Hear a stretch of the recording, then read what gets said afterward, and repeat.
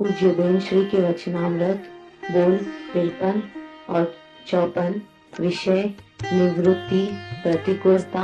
तारीख 14/12/1999।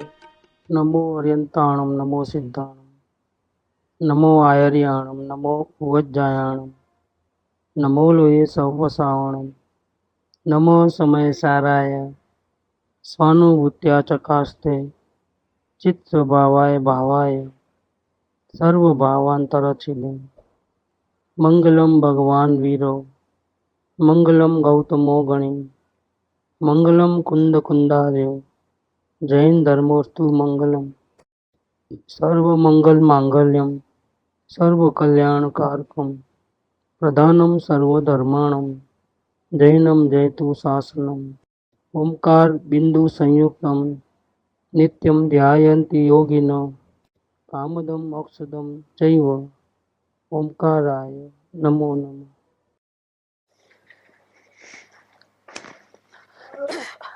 पूज्य बेन श्री के वचनामृत कीर्तन नंबर 53। निवृत्तिमय जीवन में प्रवृत्तिमय जीवन अच्छा न लगे, रुचे नहीं। शरीर का रोग मिटना हो तो मिटे, लेकिन मिटाने की खातिर प्रवृत्ति अच्छी न लगे। बाहर का कार्य उपाधि लगे, रुचे नहीं। ज्ञानी की दशा, उनको बहुत बीमार रहते थे बेंसरी, तो यहाँ चलेंगे वहां चलेंगे, वहां डॉक्टर अच्छा है, वहां डॉक्टर अच्छा है। नहीं, हमको किधर बाहर नहीं निकलना है। न किसी को समझाने के लिए बाहर निकलना है, न अपने शरीर का शुद्धि करने के लिए, ठीक करने के लिए बाहर निकलना है। डॉक्टर वहां आता था उनके वहां, वो डॉक्टर के पास कभी नहीं गए। प्रवृत्ति अच्छी नहीं लगती है। जिसको निवृत्ति अच्छी लगती है उसको प्रवृत्ति अच्छी नहीं लगती है। वो चाहते ही नहीं कि सब सुविधा होवे, अनुकूलता होवे। वो तो अपने पूर्व कर्म काटने के लिए जो भी आते हैं प्रतिकूलता उसको सहन करते हैं, समता भाव में रहते हैं। शरीर में शरीर का गुण धर्म है, वो तो बीमार पड़ेगा ही, वृद्धावस्था आएगी तो। पहले से ही रोग इतने पड़े हैं, कब उदय आएगा पाप का, कब तकलीफ होगी असाता का उदय आएगा, तो सहन करने के लिए तैयार है।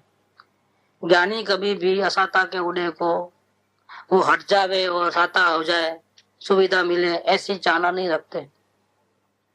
क्योंकि उनको जो शांति मिलती है वो तो उपयोग फिरते ही मिल जाती है। उपयोग स्वभाव की ओर आते ही शांति हो जाती है। उनके पास तो बहुत आसान तरीका है। उनका स्वयं का परमात्मा ही शांति का धाम है, वहीं चले जाते हैं वो। कोई बाहर की तकलीफ नहीं लगती। तो निवृत्तिमय जीवन हो गया है। उसका कारण क्या है कि उन्होंने वस्तु स्वभाव को समझा है। समझा ही नहीं है, निर्णय भी श्रद्धान भी ऐसा हो गया है कि एक द्रव्य दूसरे द्रव्य का कुछ कर सकता नहीं है। न डॉक्टर मेरे रोग को दूर कर सकता है, न दवाई मेरे रोग को दूर कर सकते हैं। असाता का कर्मों का उदय है, जब तक वो विद्यमान है तब तक चाहे जितने प्रयत्न करो, साता होने वाली नहीं। अब राग वर्ष चारित्र का राग होवे तो इसलिए वो दवा वगैरह लेता है, लेकिन जिसकी आदत, जिसकी स्थिरता इतनी बढ़ गई है कि वो राग भी नहीं आता है, विकल्प भी नहीं आता है। मालूम है शरीर में रोग आया है लेकिन विकल्प नहीं है, तो फिर वो डॉक्टर के पास जाते भी नहीं, रहने दो रोग इसमें ही। हाँ, किसी किसी ज्ञानी की स्थिरता इतनी नहीं होती है तो विकल्प आ जाते हैं, फिर घड़ी घड़ी वहां जाता है दर्द में, तो फिर वो इलाज करते हैं, लेकिन अच्छा हो जाए ये अभिप्राय नहीं होता है। अच्छा तो उनको मालूम है कि जब साता का उदय आएगा तब भी अच्छा होगा। लेकिन इसमें निमित्त का रोल भी रहता है। निमित्त का रोल नहीं होता है, निमित्त होता है लेकिन रोल उसका नहीं है, रोल उपादान का है। वो हाजिर है ऐसा लगता है इसलिए उसने किया। डॉक्टर नहीं मिला होता तो हम कहाँ दुखी हो जाते थे। डॉक्टर की कृपा है, अच्छी दवा दी, बोल के कहने की भाषा है सब। हकीकत में तो अपना साता का उदय आया, उसी टाइम में डॉक्टर मिला, उसी टाइम में सब कुछ हुआ। डॉक्टर पहले क्यों नहीं मिला? देखो, जिस निमित्त से अच्छा होने वाला है वो निमित्त पहले क्यों नहीं आया? जैसे 83 लाख पूर्व संसार के भोग विलास में रचे पचे रहे सौदेव भगवान, तब तक तो इंद्र को कुछ सूझा नहीं था। ये बोला कि अरे भगवान कब दीक्षा लेंगे, फिर नीलांजना को भेजता है, तो पहले क्यों नहीं भेजा। और महावीर स्वामी की वाणी जो है 66 दिन तक नहीं खिरी, तब इंद्र को विचार आया कि भाई ये कब तक रहेगा। तब वो ज्ञान को लगाता है क्या कारण है, तो उसको मालूम पड़ा कि भाई कोई तब तक इंद्रभूति गौतम नहीं आएंगे, गंधर की हाजिरी नहीं होगी, तब तक नहीं होगा। तब वो ब्राह्मण का वेश लेके जाकर के इंद्रभूति गौतम को फंसा करके लेके आते हैं, बातों में उलझा कर। पहले क्यों नहीं सूझा, पहले दिन 2 दिन 4 दिन चले गए तो क्यों नहीं सूझा, और 66वें दिन ही क्यों सूझा। तो वैसा ही योग बनता है। निमित्त भी तभी हाजिर होता है जब कार्य होने वाला होता है। उपादान से कार्य होता है, स्वशक्ति से कार्य होता है। इसके पहले निमित्त भी नहीं होता और ऐसी सूझ भी नहीं आती। केवल निमित्त करनी है। निमित्त जब कार्य होता है तब निमित्त की हाजिरी होती है, बस इतना ही है। काम तो निमित्त से नहीं होता है। अगर निमित्त से होता तो पहले हो जाता, इतना लेट क्यों। तो निवृत्तिमय जीवन में प्रवृत्तिमय जीवन अच्छा नहीं लगे। निवृत्तिमय जीवन है, जिसको पता चल गया है, समझ आई है और श्रद्धा हुई है, तो करने धरने से कुछ नहीं होता है। और बाहर में ठीक ठाक हो तो शांति मिले, ऐसा नहीं है। मैं बाहर में कुछ भी हो, मेरे आत्मा में नजर जाएगी शांति, वहां से उपयोग बाहर हटेगा तो अशांति। ये जिसको पक्का निर्णय श्रद्धा हो गई है, उसको तो बाहर जाने का कोई सवाल ही नहीं। बाहर है क्या अपना, बाहर तो कुछ है नहीं। जग में जिसको निज माना था, वो छोड़ मुझे चल देता है। मैं आकुल व्याकुल हो लेता, व्याकुल का फल व्याकुलता है। सारे जगत में एक रचकण भी अपना नहीं है, शरीर साथ में वो भी अपना नहीं है, न विवाह भाव अपने हैं। तो फिर किसके लिए, फिर बाहर उपयोग रखे ही क्यों, अंदर में ही नहीं रखे और शांति नहीं लेवे। शांति मिले तो बाहर जावे, शांति तो बाहर मिलने वाली नहीं। तो जिसको श्रद्धा हो गई है, जिसका जीवन निवृत्तिमय हो गया है, निवृत्तिमय, करना नहीं करना में से हट गया है, जिसका परिणाम अंदर का ऐसा होगा है, श्रद्धा का परिणाम और स्थिरता बढ़ते बढ़ते बढ़ते बढ़ते बाहर की प्रवृत्तियां भी कम हो गई है। इसके अंदर से अवलंबन से नहीं, पाप हो जाएगा, नरक निगम में नहीं जाना है इसलिए मेरे को त्याग करना है, ऐसा नहीं। वो तो पाप को छोड़ करके पुण्य को ग्रहण किया, ऐसा निवृत्ति नहीं। सब लोग हैरान करते हैं इसलिए चले गए हम जंगल में। घर में आते हैं तो झगड़े पंचायत होते हैं इसलिए चलो यात्रा में चले जावे, हर 4-4 दिन को आए नहीं कि वापस जाने का हिसाब किताब करो। क्योंकि घर में तो झगड़ा होते हैं, घर में अपनी कोई सुनता नहीं है, इसलिए चलो अब कब नया प्रोग्राम कब बना रहे हो, कब जाने का है। यहाँ रहे तो रोज की पंचायत, झगड़ा पंचायत, ऐसा इसीलिए जाने का है बाहर, इसके आधार पर जाने का है। मुसीबतों से बचने के लिए जाने का है बाहर निवृत्ति में, इसलिए संसार छोड़ने का है नहीं, वो बात नहीं है। निवृत्ति में जीवन तो सिद्धांत के आधार पर रहा, ज्ञान के आधार से रहा है। ज्ञान में वो समझ आई है कि मेरा सुखधाम मेरे पास ही है, मेरा सुखधाम कहीं बाहर नहीं है। और बाहर का एक काड़ी को भी इधर का इधर में रख सकता नहीं, सूखे घास के तुनके का भी 2 टुकड़े कर सकता नहीं। फिर मेरा बाहर में प्रयोजन क्या है, मेरा प्रयोजन शांति का, वो तो अंदर में है।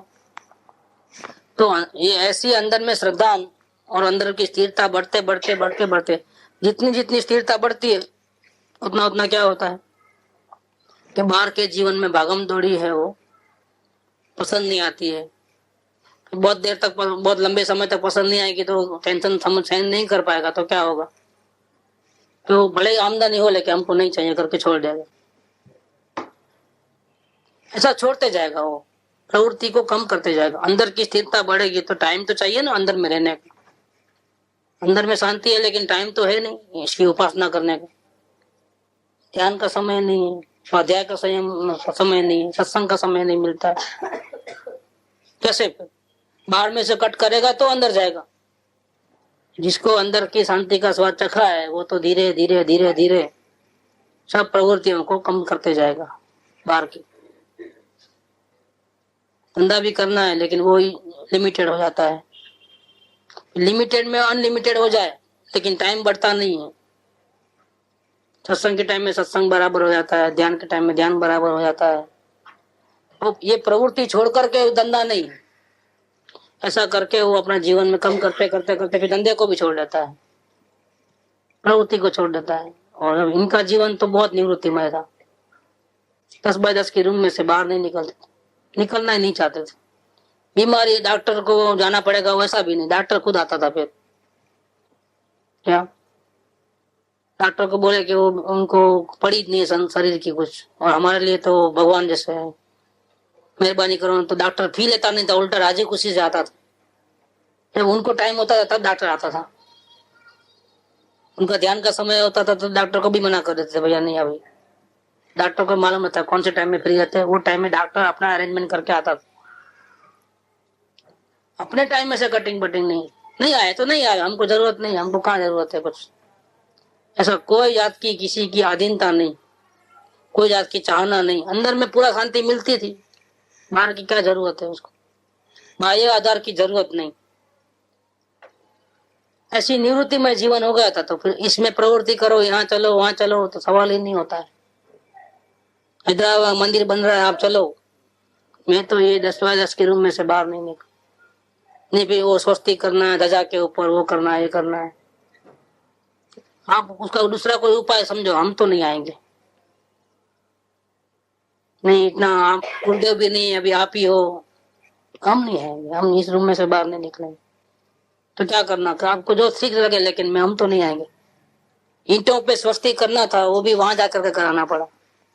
ध्वजा के ऊपर स्वस्ति वगैरह करना, मेरुदंड वगैरह, तो वो भी वहां उनके घर तक लेके गए सब, ध्वजा वो ये सब। हाँ अपने घर में 10 बाय 10 के रूम में सब स्वस्तिक वगैरह जो भी करना वहां किया। क्या यहाँ आकर के नहीं, मंदिर तक, नया मंदिर बन रहा है, भक्तों को क्यों नाराज करना, इतना हमारे पीछे पड़े हैं, इतनी सेवा चाकरी करते हैं, इतनी जय जयकार करते हैं, चलो ना थोड़ा उनका मान रखो, नहीं तो नाराज हो जाएंगे, उनको दिल को ठेस पहुंचेगी। हमको भगवान जैसा पूछते हैं तो चलो। निवृत्तिमय जीवन में प्रवृत्तिमय जीवन अच्छा ही नहीं लगे। यहाँ तक कि दूसरी बात तो जाने दो, 2 टक की रोटी चाहिए या कुछ करना, या कुछ सुविधा चाहिए, कुछ परिग्रह चाहिए, वो तो छोड़ो, उल्टा शरीर में कोई प्रॉब्लम हो जाए और रोग भयंकर हो, उसको निकलने के लिए भी प्रवृत्ति नहीं करना है। चलो हमारे को चलता है, 2 टक की रोटी मिलती है, ज्यादा उपाधि नहीं करना है, वो अलग बात हो गई, वो तो जाने दो। 2 टक की रोटी तो मारो गोली, लेकिन शरीर में कोई रोग हो वे, जिसकी निरंतर पीड़ा होती हो, उसको मिटाने के लिए भी हमारा उपयोग बड़ी घड़ी वहां चले जाता है, इसलिए हमको दवा लेना है, डॉक्टर को बुलाओ, वो भी बात नहीं। हमारा उपयोग पीड़ा में जाता है तो हमारे उपयोग की कमी है उसमें, वो क्या करे बेचारा, शरीर क्या करेगा। शरीर में पीड़ा होती है, हमारा उपयोग वहां पीड़ा में जाता है, तो किसकी कमजोरी, तो हमारी कमजोरी। तो स्थिरता जिसकी जबरदस्त है, जैसे माता जी की थी, ऐसा रोग में, शरीर में, और मैं मेरे में हूँ, मुझे कोई तकलीफ नहीं है। पीड़ा होती है लेकिन मेरे ज्ञान ध्यान में कोई बाधा आती, मैं परम शांति में हूँ, मुझे कोई प्रॉब्लम थोड़ा है। कि प्रॉब्लम नहीं है तो हाथों से प्रॉब्लम क्यों क्रिएट करना।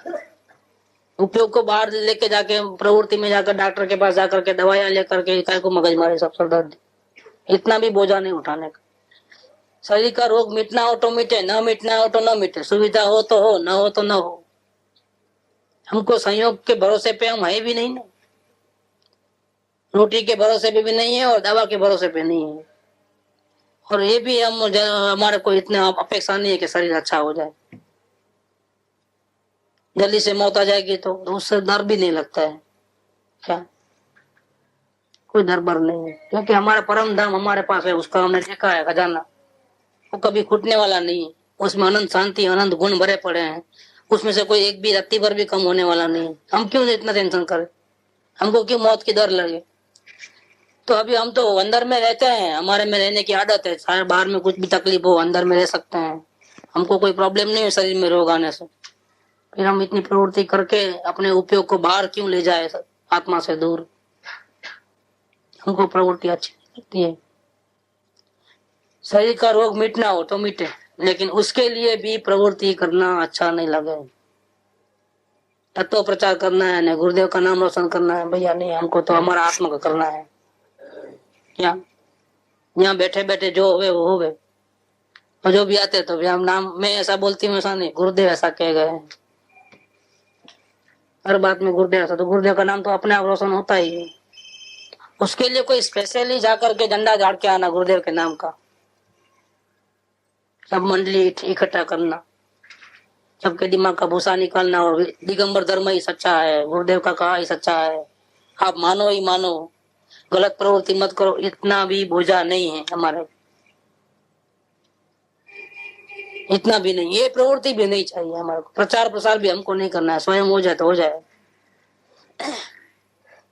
प्रवृत्ति नहीं अच्छी लगती है। बाहर नु कार्य उपाधि लागे, बाहर का कोई भी कार्य जिससे उपयोग हमारे भगवान से दूर जावे, ऐसा कोई भी प्रवृत्ति, कोई भी काया, मन वचन काया की प्रवृत्ति, वो तो बोझा रूप है, वो अच्छी लगती ही नहीं है।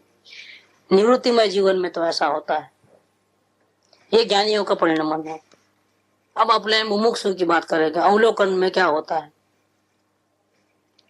अवलोकन में ये उसको जैसा जैसा अवलोकन चलता है ऐसे ऐसे पता चलता है कि ये दुनिया जो है, जो कुछ भी जड़ चेतन पदार्थ का परिणमन हो रहा है, वो मेरी इच्छा के अनुसार तो होता ही नहीं,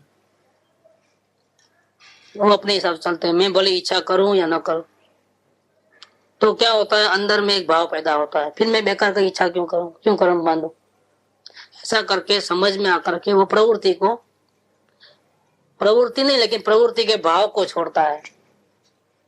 प्रवृत्ति अभी है, पहले भाव छूटते हैं, बाद में प्रवृत्ति छूटती है। पहले निवृत्त स्वभाव समझ में आता है, वस्तु का स्वभाव समझ में आता है कि हमारे विभावों के अधीन दुनिया नहीं है, हमारे पूजा पाठ के अधीन दुनिया नहीं है, हमारे पाप के अधीन दुनिया नहीं है। हमने किसी का बुरा चाहा, इससे कोई उसका बुरा हो जाता नहीं, उसका पाप का उदय आता है तभी बुरा होता है, इसके पहले बुरा होता ही नहीं। तो ऐसा अपने भावों से दुनिया को कोई संबंध नहीं, ऐसा समझ में परिणाम में आते ही उसका करना धरना विकल्प दौड़ा दौड़ी ऐसा शांत हो जाता है। अब कुछ करने धरने का दिल नहीं बोलता है। क्या तो आत्मा मिले इसके पहले ही उसका करने धरने का भाव धीरे धीरे धीरे धीरे कम, जितना वो समझ आती है उतना उतना उसके अंदर में शांति बढ़ती है, कर्तव्य भाव मिटता है, करना नहीं करना मिट जाता है, एक जीवन में एक प्रकार की शांति आती है। प्रवृत्ति में जाने से वो शांति भंग होती है, कोई भी काम का बोझा उठाते हैं तो शांति भंग हो जाती है। हमारे अड़ोस पड़ोस में कोई दूसरी गली में रहता हो, मुमुक्षु भैया आप जाते हो तो हमको भी लेके जाना, क्या, लेकिन वो हमारे निवृत्ति में जीवन जो हमारा अंदर का जो भावों का है वो इतना बोझा उठाने के भी योग्य नहीं है कि चलो उसको लाभ मिलेगा, चलो हम साथ में चले जावे, नहीं, बोझा नहीं उठा सकते हम। तो अवलोकन वाली स्थिति की भी ये हाल होती है, जिसका अवलोकन सही चलता है उसको हम इतना बोझा नहीं उठा सकते। देखो एक क्या कारण है कि अंदर के भावों में प्रवृत्ति कुछ करना, अपने को नुकसान हो, भले दूसरे के फायदे के लिए, साधर्म्य के लिए भी, इतना हमको सेवा करने का भाव वो भी नहीं होता। कम कम कम कम बोझा उठाने के लिए जीव तैयार नहीं होता है, इसी प्रकार की प्रवृत्ति। ये अंदर से भावों का अभी समझन आते गई है, जैसे जैसे अवलोकन करता है समझ आते है, ऐसा प्रवृत्ति को छोड़ता है, वो किसी की उपाधि सर पे नहीं लेता है, दोबारा भूल से भी गलती नहीं करता है। किसी को मुंह से ऐसा बोल दिया कि हम तो यहाँ अच्छी सस्ती साड़ियां लेके आए, इतना बोला तो सामने वाला सुन लेता है, उसको साड़ी में रस है। हफ्ते भर के बाद आता है, हमको आप बोले थे ना उस दिन साड़ियां अच्छी मिलती है, मैंने हमको लेके चलो। हमको सत्संग को छोड़ करके, हमारे अंदर की परिणति को छोड़ करके बाहर निकलना पड़ता है। एक लेसन मिलता है, वहां जाने के बाद परिणाम ठीक नहीं रहते हैं, क्योंकि अंदर की शांति भंग होती है इतना बार रुपये लगाने से। दोबारा क्या बोलेंगे उसको, नहीं वो जिसके पास लेते थे ना वो दुकान बंद हो गई, क्या अभी वो नहीं है, अभी दूसरा तो हमको ठिकाना नहीं मालूम। देखो क्या होता है, ये बोझा लगता है, अवलोकन वाले मुमुक्षु को भी बोझा लगता है, और उसको तो खास लगता ही है। क्यों कि अगर वो बोझा नहीं लगेगा, प्रवृत्ति में इंटरेस्ट भी रखेगा और आत्म कल्याण भी करना है, ऐसा दो गाड़ी पे सवारी नहीं हो सकती है। ज्ञानी करते हैं तो उसका नुकसान उसको भुगतना है। स्थिरता सभी जगह जा सकते हैं, अपनी स्थिरता का नुकसान होता है। जो स्टेज में है वो स्टेज का नुकसान होता है। क्या अज्ञानी अगर गड़बड़ करता है तो उसको आत्मा नहीं मिलता है, सम्यक दर्शन नहीं होता है, चौथा गुणस्थ। और अगर ज्ञानी अगर ऐसी प्रवृत्ति में हर जगह जाते हैं, क्योंकि अभी ज्ञान हो गया ना, आप तो कहीं भी जा सकते हैं। क्या तो अगर वो ऐसी प्रवृत्ति करेगा तो कितना नुकसान होगा? 5वां 6वां 7वां गुणस्थान नहीं आएगा। नुकसान बढ़ा कि कम हुआ? स्टेज वाइज देखे तो चौथा गुणस्थान, 5वां 6वां 7वां ऐसा ले 7-10 के अंदर। ज्ञानी अगर बाहर की प्रवृत्ति में रुकेगा तो क्या होगा? अब ज्ञानी हो गए, अब सेफ्टी तो हो गई, अब कैसा भी मोक्ष तो जाने वाले हैं देर सवेर भी। इसलिए चलो ऐसा ऐसा करने दो, अपने को क्या करना है, केयर करने की जरूरत नहीं है। श्रद्धा तो बराबर है ना हमारी।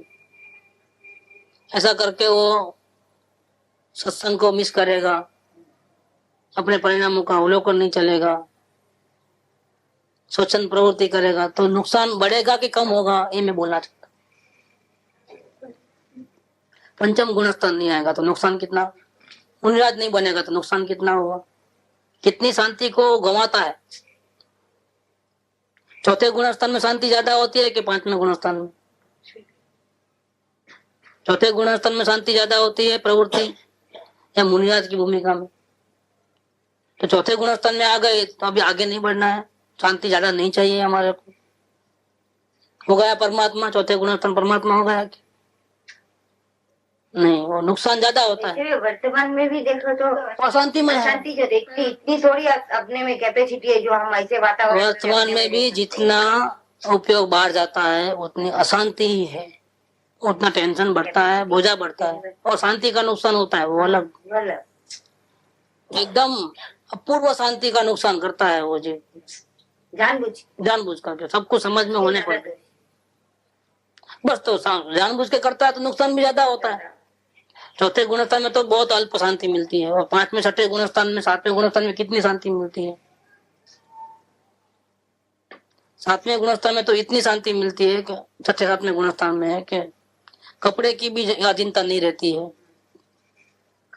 कपड़े की भी अधीनता नहीं, पथारी नहीं चाहिए, दवा नहीं चाहिए, 10 वक्त खाना नहीं चाहिए, कंघी नहीं चाहिए, कुछ नहीं, न आयना, न घर, न मकान, न कुछ, डॉक्टर कुछ नहीं चाहिए, चप्पल भी नहीं चाहिए। तो शांति बढ़ी है उसका प्रमाण है ये मुनिवर सच्चा, ये नग्न स्वरूप सच्चा दिग्दर्शन करने वाला है। इतना नग्न स्वरूप देख करके हमको शांति आत्मा में ऐसा हमको पता चलता है, क्योंकि आपको शांति मिली तभी तो आप इन सबका आधार गुलामी छोड़े हो। आपको रंच मात्रा ही परिग्रह की जरूरत नहीं है। ये नग्न स्वरूप तुम्हारा जग की नश्वरता का सच्चा दिग्दर्शन करने वाला है। आपके अंदर की पावर है, इसके कारण से आपको सबको जरूरत नहीं पड़ती। हमको तो 1 सेकंड बिना नहीं चले, बाहर निकलो तो चप्पल चाहिए ही चाहिए, हमको नहीं चलता है। लेकिन आपको अंदर में इतना पावर है, आत्मा का पावर है कि आप बिना चप्पल के भी चल सकते हो, आपको विकल्प भी नहीं आता है।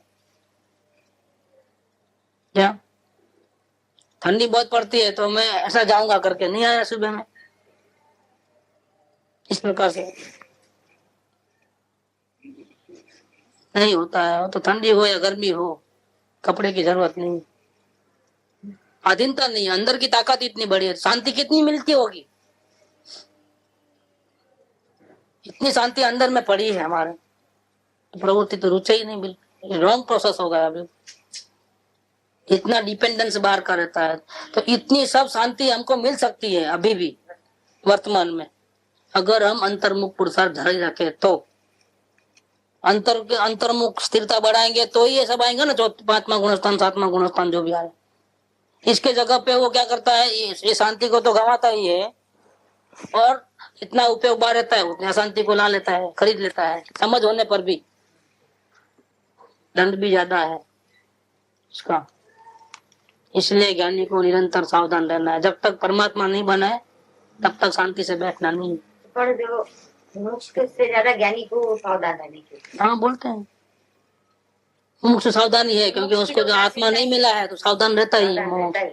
लेकिन ज्ञानी को हो सकता है कि स्वच्छंद हो जाए, सत्संग को भी छोड़ दे, घर के आचार विचार पे ध्यान नहीं रहे, परिणाम पे ध्यान नहीं रहे, और गिरना भी हो, अभिमान भी आ जाए, क्रोध भी हो जाए, तो सब लोग गिरने के लक्षण है।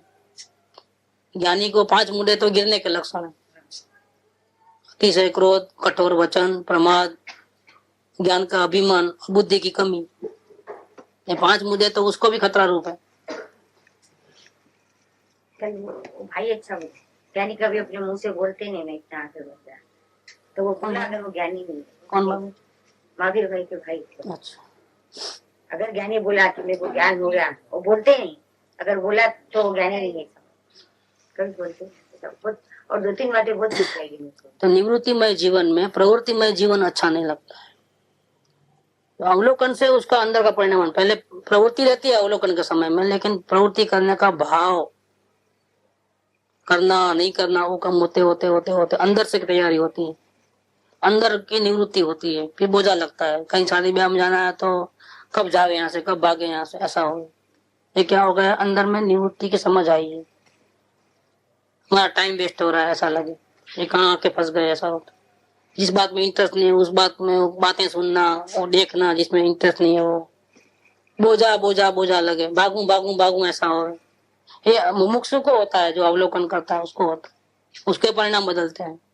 तो यहाँ ज्ञानी की तो बात क्या करें, वो तो बोले शरीर का रोग मिटना है तो मिटे, तो भले यमराज अभी आ जावे, हमको यहाँ रहना है कैद खाने में।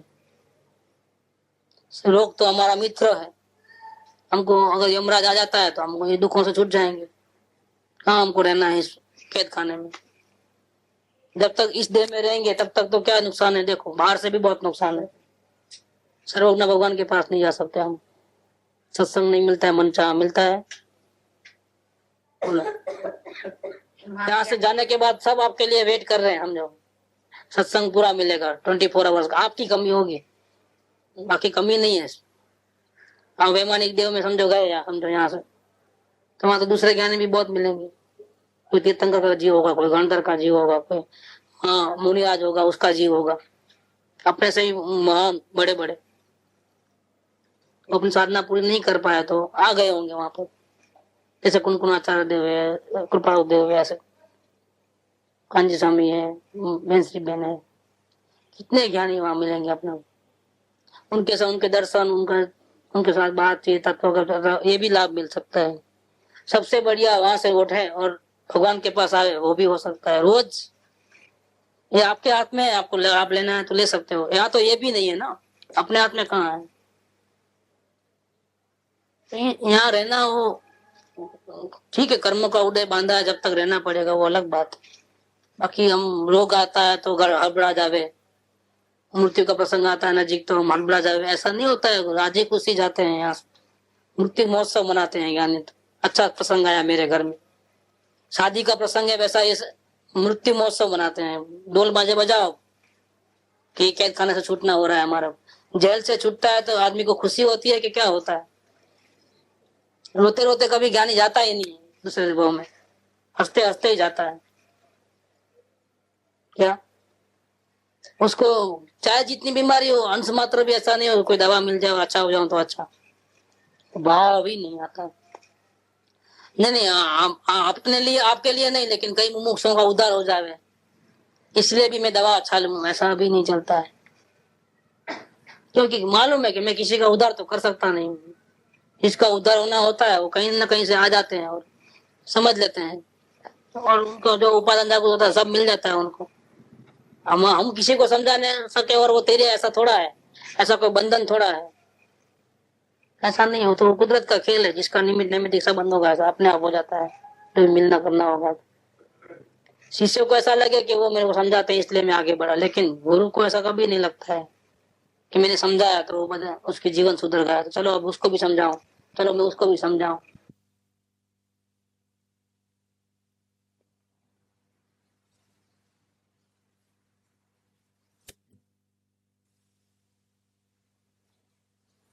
जितना जल्दी स्पीड से साधना करेंगे उतना जल्दी शांति बढ़ेगी, उतना 5वां गुण स्थान आएगा।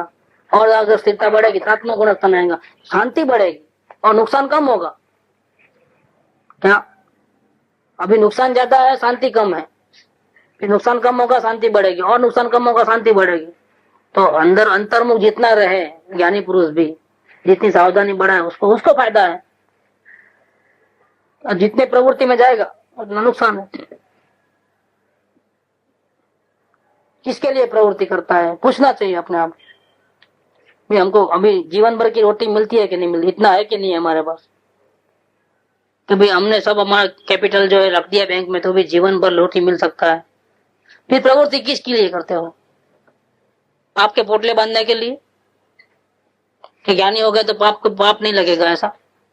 जितना स्वरूप से बाहर जाएगा उतना ही कर्म बंधन चालू है। जब आत्मा में लीन होता है तभी पाप नहीं होता है, बाकी तो पाप होता ही है, समझ लो। इवन भक्ति के परिणाम होते हैं, उसमें भी शुभ भाव का बंधन तो होता ही है। संसार में रहने की स्थिति बढ़ती है, जितना उपयोग बाहर है उतना संसार में ज्यादा रहेगा। क्या जितना उपयोग अंदर में उतना जल्दी से पहुंच जाएगा। सोगानी जी के क्या हाल हुए, वो एक अवतारी क्यों हुए? उन्होंने अंदर में ज्यादा लगाया उपयोग। गुरुदेव के 4 भाव क्यों? उनको समझाने में भी थोड़ा उपयोग गया बाहर, तो उनको ज्यादा टाइम लगा। देखो, प्रवृत्ति जितनी बाहर में है उतना प्रॉब्लम है, अंदर में रहे तो अच्छा है। जिसको निवृत्ति में जीवन की आदत हो गई है, इतनी स्थिरता बढ़ी है, उसको तो सब बोझा लगे, उसको प्रवृत्ति अच्छी नहीं लगे। उसको शरीर का रोग मिटाने के लिए भी इतना भी नहीं है कि चलो हम जाएंगे तो थोड़ा हमारी पीड़ा कम हो जाएगी, वो भी भाव नहीं है। चलो इतना हमारा आयुष्य बढ़ जाएगा, अगर शरीर ठीक ठाक रहेगा तो अच्छा हो जाएगा। हमको रहना ही नहीं है यहाँ पर, जहाँ सर्वज्ञ भगवान नहीं है, जहाँ आचार्य उपाध्याय साधु नहीं है, ऐसी भूमि में रहकर हमारा क्या उद्धार होने वाला है? क्या ये तो उज्जर काम में एरंडा प्रधान सब मूर्खों के बीच में बैठे हैं तो पुपड़ी बजाते हैं। कि अगर ज्ञानी पुरुष होवे तो, बड़े महापुरुष होवे तो, आचार्य देव होवे तो क्या करें? गुरुदेव कई बार बोलते थे कि अगर ऐसे कोई मुनिराज होवे तो हम 1 सेकंड यहाँ नहीं रहे, हम तो चले जावे उनके पीछे पीछे, क्योंकि उनके सानिध्य में रहने से हमारे परिणाम की स्थिरता बढ़ती है। और नीचे की भूमिका वाले का संग करने से क्या होता है, हमारी स्थिरता नहीं बढ़ती है, स्थिरता का नुकसान है। अगर कोई ऐसे मुनिराज मिल जाए, भावलिंगी मुनिराज, तो हम तो उसका चरण धो के पिए रोज, और उनका चरण को 1 सेकंड के लिए नहीं छोड़े। जहाँ जंगल में वो जा रहे उसके पीछे भी मैं भी चले जाऊं, ऐसी भावना तो कई बार गुरुदेव बोले। ये हम कहाँ आ गए इधर, ये 401 नंबर में भी है इधर। हम कहाँ आ गए, विवाह भाव हमारा देश नहीं, हमको तो स्वरूप स्वदेश में जाना है। ये पंचम काल में हम कहाँ आ गए इधर। वो कृपाड़े बोले वन्नी मारी कोयल नहीं, ये कहाँ ऐसा जन्म हो गया हमारा इस काल में। यहाँ पर चौथा काल नो जीव तो है, कृपाड़े को जीव कैसा था? अगर चौथे काल में होता तो कई जीवों को तार लेता, ऐसा जीव था वो। ऐसे मूर्खों के बीच में आया कि उसकी बातों का उल्टा मीनिंग लेकर के और निंदा करने वाले, विरोध करने वाले पैदा हुए। क्या उनके नाम से उनको पूजने वाले 2 ग्रुप टकराते हैं, क्या 2 आश्रम टकराते हैं। ऐसे मूर्खों के बीच में उनका जन्म हुआ। उत्तम में उत्तम जीव, एक बहुतारी जीव ऐसी जगह पे आ गया, उसकी कैपेसिटी वेस्ट हो गई। जैसा भी जहाँ कदर नहीं है, बोलते ना कदर नहीं है जिसकी, ऐसी जगह पे आ गया वो, तो मौन रहे वो, बिल्कुल परमात्मा की चर्चा ज्यादा नहीं करना। समझ नहीं पाते लोग, वो 6 महीने वाली बात का कैसा मीनिंग उल्टा लिया गया। 6 महीने वाली बात से लेकर ऐसा जीव, उत्तम जीव ऐसे काल में आ गया, तो उन्होंने अपना दुख व्यक्त किया है कि भाई ऐसे इस काल में मेरा जन्म कैसे यहाँ पर। वन्नी मारी कोयल, पूरे जंगल में एक ही सुंदर राग वाली एक ही कोयल है, बाकी सबके सुर बेसुर है।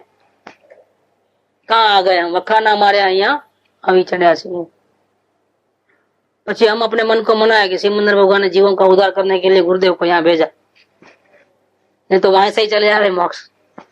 लेकिन अभी हम जीवों का उद्धार होना बाकी था, तो फिर उनका वहां काम नहीं हुआ और यहाँ काम हुआ। वहां काम होता तो यहाँ आते ही नहीं पंचम काल में। ज्ञानी कभी पंचम काल में इस क्षेत्र में आते ही नहीं। तो भगवान के पास काम नहीं हुआ गुरुदेव का, यहाँ आकर के काम हुआ। तो हम जीवों का भाग्य था, खींच के लाया। तो उनकी पर्सनल जो देखा जाए, पर्सनल हिस्ट्री के अंदर, तो वो एक सेटबैक है एक तरफ से देखा जाए, पर्सनल हिस्ट्री।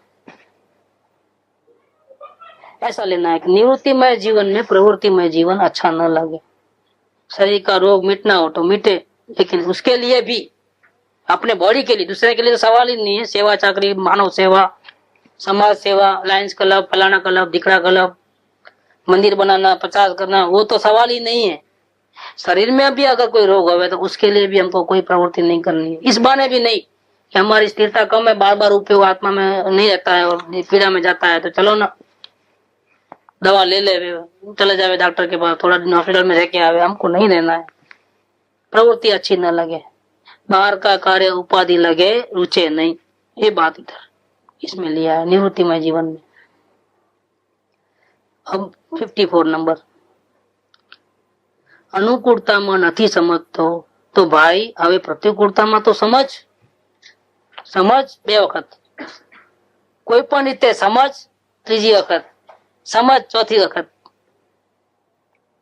ને વૈરાગ્ય લાવી આત્મામાં જા। बहुत सुंदर। तुम्हारी अनुकूल परिस्थिति में तो तुम समझते नहीं, तुमको अपने हित की बात समझाते, ऊपर से चले आती है। हमको बहुत अच्छा, हमको कोई प्रॉब्लम तो है नहीं। क्यों अवलोकन अवलोकन करते ही घबराहट होती है। जो है वो, जो सुख है ना, वो भी भोगने को नहीं मिलता है।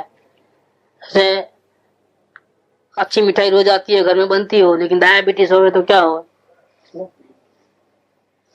तो खा नहीं सकता है। खाने का भाव भले ही करे, लेकिन खा नहीं सकता है, क्योंकि बीमार हो जाएगा और हैरान हो जाएगा। पहले सब चंगा भला है हम लोग, और अवलोकन कौन सा सिखा दिया कि हमको उसमें ही तकलीफ हो गया। क्या दुख मिटाने के लिए आए, उल्टा दुख हो गया। हम शांति से खा नहीं सकते, खाते हैं तो अरे हम कहाँ हैं, क्या रस लेने लगे, ऐसा करके मतलब संसार के सुख भी नहीं भोग सकते। पुण्य के उद्देश्य से जो मिला है ना, हाथ लगाते ही ऐसा हो जाता है कि हम कहाँ फंस गए। अवलोकन हमको बचाता है मतलब क्या कि बहुत तकलीफ में हो गए। अब हम न शांति से, पहले तो भी ठीक था कि चलो मालूम नहीं था तो अच्छी तरह से खा पी तो लेते थे। हम अवलोकन करते करते खाते हैं तो हमारा खाने का रस भी गया, पीने का रस भी गया, घूमने का रस भी गया, पार्टी में जाने का रस घूमा। अनंत काल से खाने का क्यों? देखो अच्छे चंगे बोले थे, उसमें आग लगाई अपने आप में, और बेकार के दुखी हो गए। कुछ बाहर का दूसरा तो कोई दुख है नहीं, लेकिन अवलोकन जब से शुरू किया तब से मन बेचैन हो गया है। देखो ऐसा हो जाता है।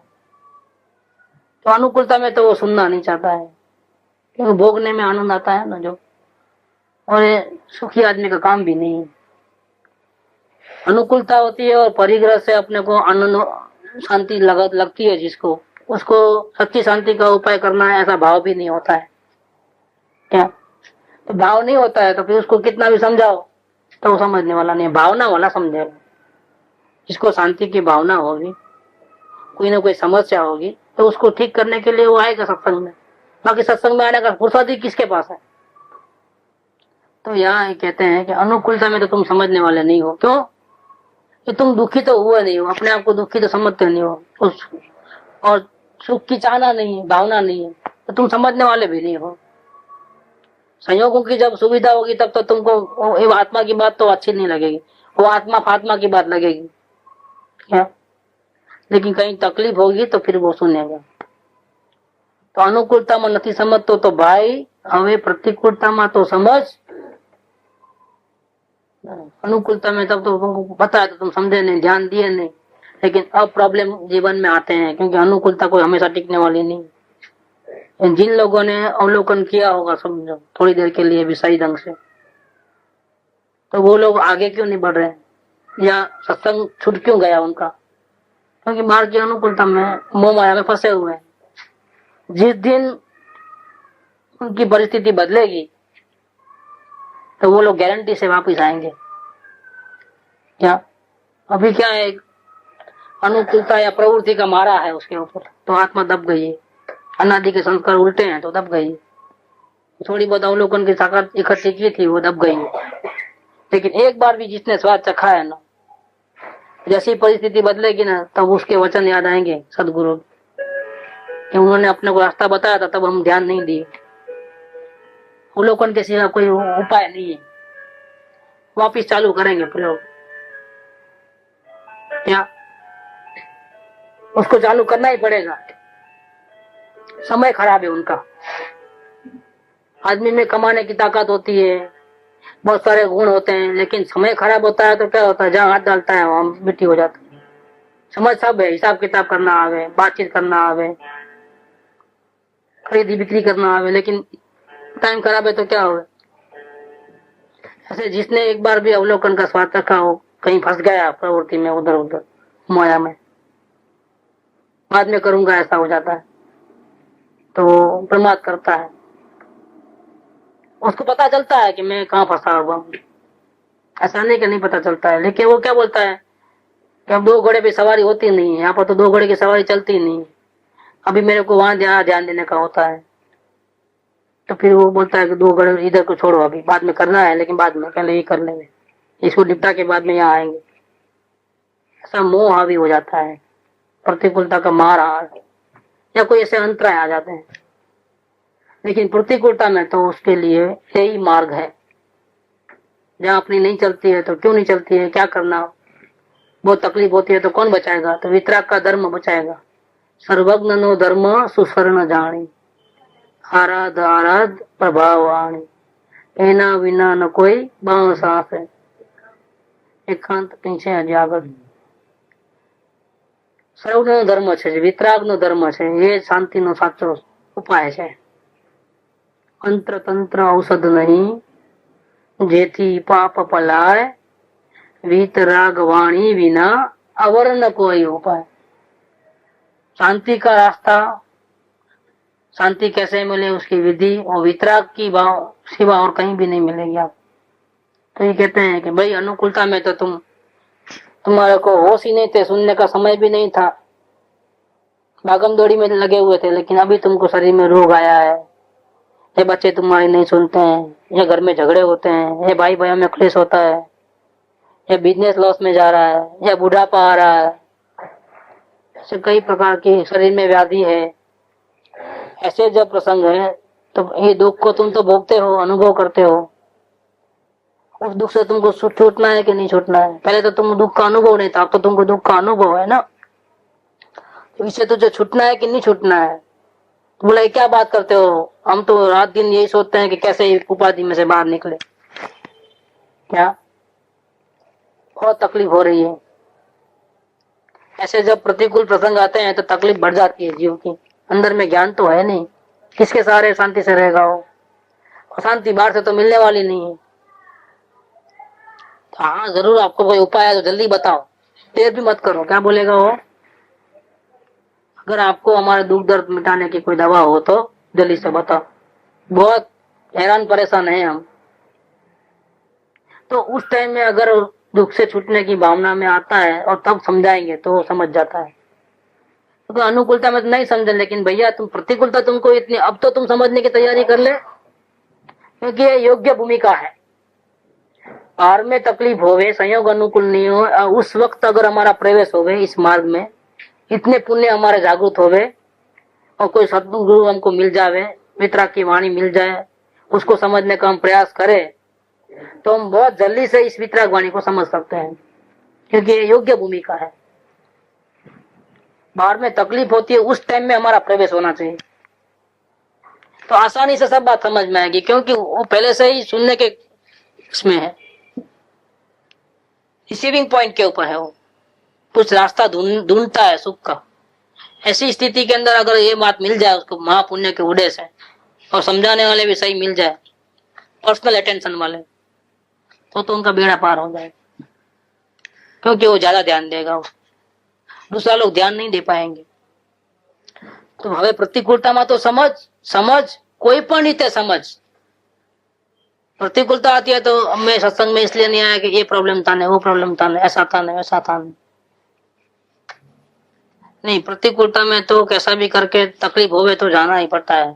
देखो चाहे जितना बुखार हो, डॉक्टर हमारे पास नहीं आता, आता है तो ज्यादा पैसा लेगा। अगर कोई फैमिली डॉक्टर आएगा तो क्या ऑर्डिनरी फीस नहीं लगती वहां पर।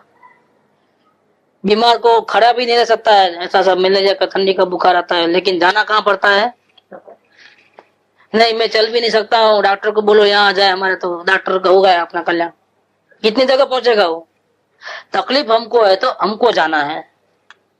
नहीं हमको ये प्रॉब्लम था, हमको वो प्रॉब्लम था, इसलिए नहीं हो सके ऐसा, इसलिए ऐसा हो गया, तो भैया ऐसा अभी प्रतिकूलता आई है, तुमको दुख से छूटने का भाव भी है क्या, और उस टाइम में तुम प्रतिकूलता को आड़े ला करके तुम सत्संग को वेस्ट मत करना, ये बात कहना चाहते हैं।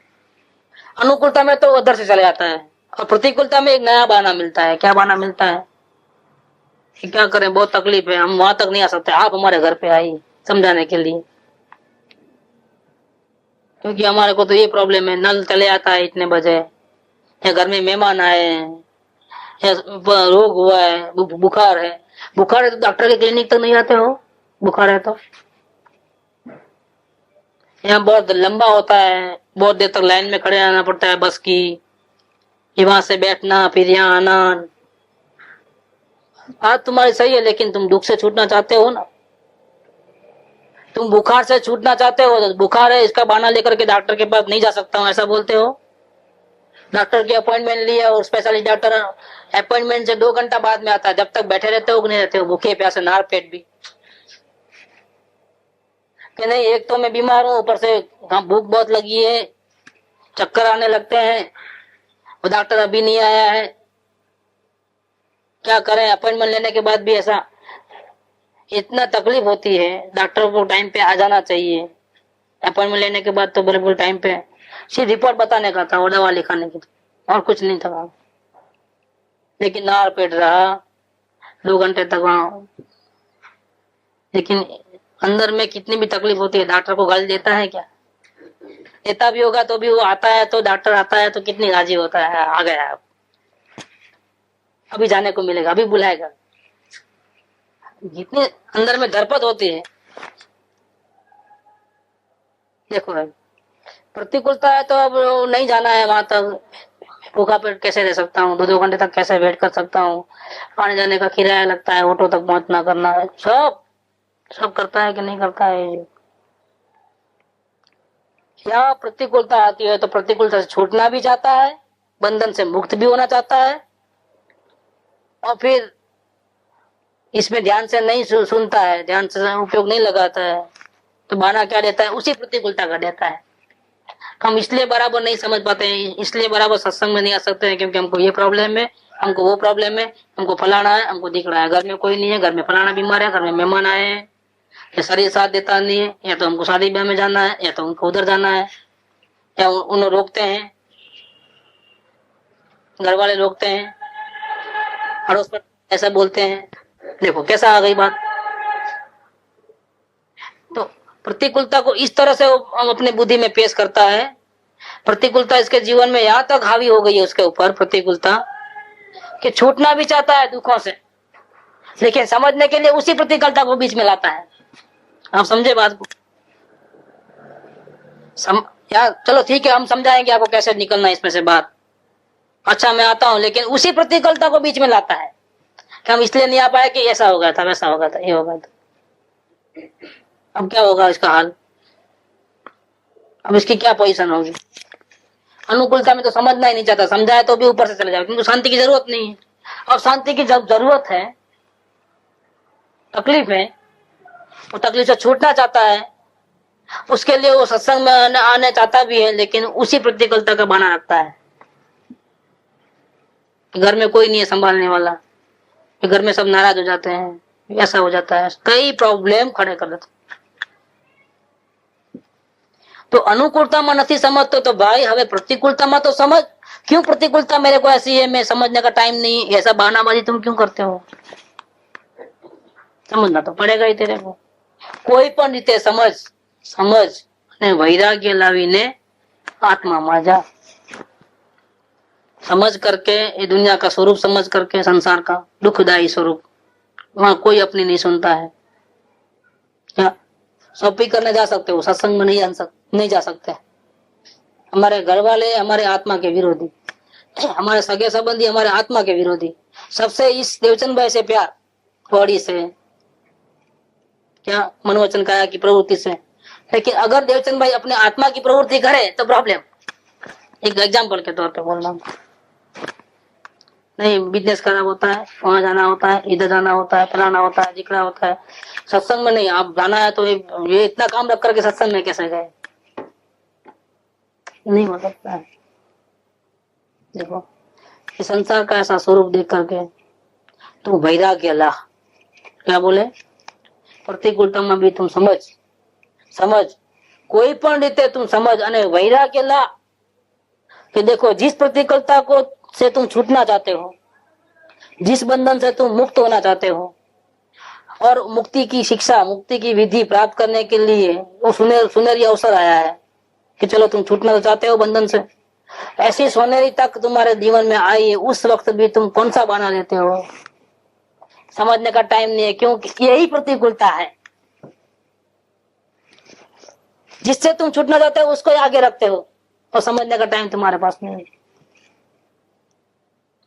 वैराग्य में आ जा भैया, और कोई पण रीते समझ, ये सुवर्ण अवसर आया है। प्रतिकूलता सुवर्ण अवसर है। प्रतिकूलता में प्रवेश होगा, वितराग वाणी मिलेगी तो जल्दी असर करेगी माइंड में। ये सुवर्ण अवसर है, उसमें तुम किसी प्रकार का बहाना मत रख। अपनी प्रतिकूलता को भी बीच में मत ला। शांति का ध्येय रख। प्रतिकूलता हटे ऐसा नहीं, शांति मिले ऐसा ध्येय रख। प्रतिकूलता हट जाए ऐसा मत रख, शांति मिले वो रख, आत्मा मिले ऐसा रख। ऐसा करके वैराग्य में ला करके तू आत्मा में जा। ये बात यहाँ पर कही है। ये तो क्या था, सत्संग में आना है लेकिन वही प्रतिकूलता बीच में आएगी, तो ऐसा नहीं होना चाहिए। अनुकूलता में नहीं समझतो तो भाई હવે प्रतिकूलता तो तू समझ कोई पण रीते समझ ने वैराग्य लावी आत्मा में जा। इतने उपास कर ले, इतनी माला फेर ले, इतने प्रतिक्रमण कर ले, मंदिर में जा, शास्त्र पढ़, गुरु के चरणों में जा, गुरु के आशीर्वाद ले ले। एक ही बात कही है, क्या बोलना, क्या बोले हैं उन्होंने? समझने की बात। और समझने का काम कौन करेगा? जैसे देखने का काम तो आंख करे, समझने का काम कौन करे? कौन समझे? आत्मा में अनंत गुण है, लेकिन समझने का काम कौन करेगा? ज्ञान करेगा। तो इनडायरेक्टली वो ज्ञान का सहारा लेने की बात कहते हैं। तेरे पास शक्ति है समझने की, लेकिन तुम अनुकूलता में इतने अंधे हो गए थे कि तुम अपने शक्ति का उपयोग नहीं करते थे। तो अभी तुम्हारे लिए कोई अवसर आया है कि तुम्हारी प्रतिकूलता आ गई, ताकि तुमको मालूम पड़े कि अब तो यहाँ पानी यहाँ तक आ गया है, थोड़ी देर में यहाँ तक आ जाएगा तो खत्म। ये प्रतिकूलता ये बताती है कि अनुकूलता के दिन पूरे हुए, प्रतिकूलता के दिन आए, अगर वो यहाँ तक आ गया, यहाँ बढ़ेगा तो क्या हो जाएगा? अब सावधान हो गए, सावधान होकर के तो क्या, अभी समझ ले, जल्दी समझ ले, इसका उपाय जल्दी कर। इस संसार के चक्कर में ऐसा ही चलने वाला है। सुख दुख, सुख दुख, दुख आया, सुख में तो तुम अंधे हो गए थे, दुख आया वो और बढ़े, इसके पहले ही तुम सावधान होकर के, तुमको सावधानी तो हुई, अब दुख आया तो बचने का भाव तो हुआ, अब जल्दी समझ ले, अब वैराग्य ला के जल्दी समझ ले, क्योंकि समझने का ही काम करना है। शक्ति तेरे पास है, ज्ञान तेरे पास है, वो ज्ञान ही काम करने वाला है समझने का। तो जल्दी से जल्दी, प्रतिकूलता और ज्यादा बढ़े इसके पहले ही जल्दी से फटाफट समझ ले तो तेरा कल्याण हो जाएगा। ये तो समस्त प्रकार के दुखों से बचने का मार्ग है। वितराग का मार्ग कैसा है? आदि व्याधि उपाधि रोग आदि हर शोक सारे कसाय जन्म मरण सबसे एक साथ में छूटने का, परम शांति पाने का ये मार्ग है। लेकिन समझने के लिए समय तो चाहिए, उसके लिए सदगुरु की भी आवश्यकता है, उसके लिए टाइम भी चाहिए, उसके लिए भावना भी चाहिए। तो भावना में आकर के टाइम निकाल के एक निष्ठा से सदगुरु की वाणी सुन करके अपने आत्मा में जा, सदगुरु के पास जा। वैराग्य लाके कहाँ जाना? सुनना बड़े समझना सदगुरु के पास, लेकिन जाना किधर? समझ करके कहाँ जाना? किसके पास जाना? किसके सहारे में जाना? किसके शरण में जाना? तो क्या बोले? वैराग्य लावी आत्मा में जा। उपयोग तेरा ज्ञान का उपयोग समझ करके कहाँ लाना? इधर ले जाना। परिणाम को देखने के बाद में कहाँ लेके जाना है उपयोग को? परिणाम को देखते रहना है। कहाँ जाना? अंदर आत्मा में चले जाना है। ये हमारा अल्टीमेट है कि यहाँ से बाहर नहीं निकलना है। आत्मा में गया तो बाहर नहीं निकलना है, क्योंकि वही शांति का धाम है। तो ये 53 और 54 ये दो भावना यहाँ हो गई। सुख धाम अनंत सुसंत चही, दिन रात रहे तद ध्यान मही। प्रशांति अनंत सुधामय जे,